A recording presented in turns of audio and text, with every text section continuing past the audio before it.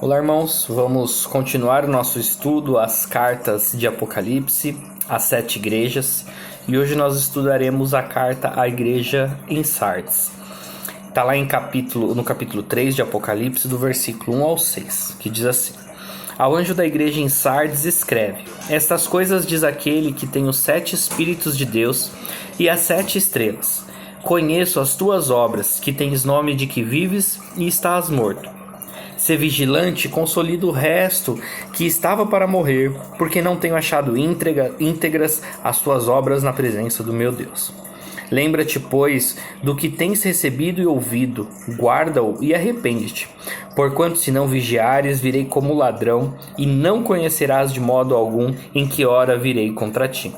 Tens, contudo, em Sardes umas poucas pessoas que não contaminaram as suas vestiduras, e andaram de branco junto comigo, pois são dignas. O vencedor será assim, vestido de vestiduras brancas, e de modo nenhum apagarei o seu nome do livro da vida. Pelo contrário, confessarei o seu nome diante de meu Pai e diante dos seus anjos. Quem tem ouvidos, ouça o que o Espírito diz às igrejas. A carta enviada à igreja de Sardes é uma carta um pouco dura, na verdade, muito dura. Jesus Cristo, então, que manda essa carta, ele começa como todas as outras cartas, se apresentando. Então ele fala: Estas coisas diz aquele que tem os 7 Espíritos de Deus e as 7 estrelas. Quando ele fala os 7 Espíritos de Deus, novamente ele está remetendo à sua apresentação no capítulo 1, onde ele mostra que o número 7, nós temos que entender que sempre que o 7 se refere a Deus é o número da perfeição. Então ele está mostrando que quem está falando é o Deus Trino perfeito. E ele também tem as 7 estrelas, que são exatamente as 7 igrejas.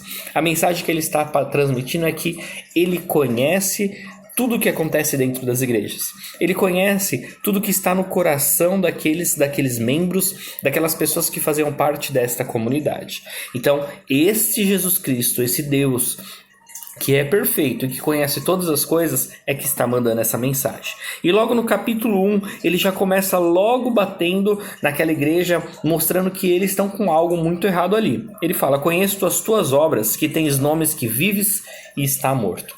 E aqui ele mostra a grande diferença da sua fama e realmente do seu caráter.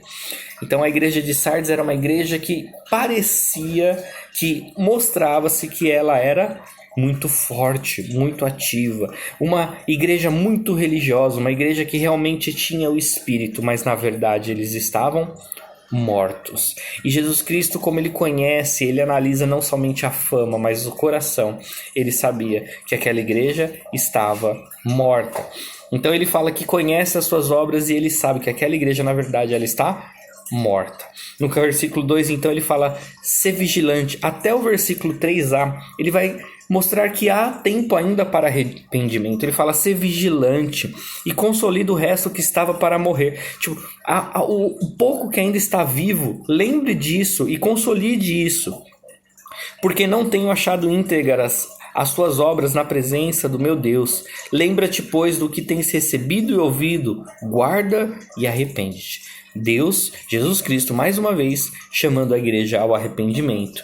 E ele fala que se a igreja não se arrependesse, ele viria com juízo como um ladrão, que eles nem viriam, não saberiam a hora, e Jesus chegaria para cobrar toda a dívida daquela igreja.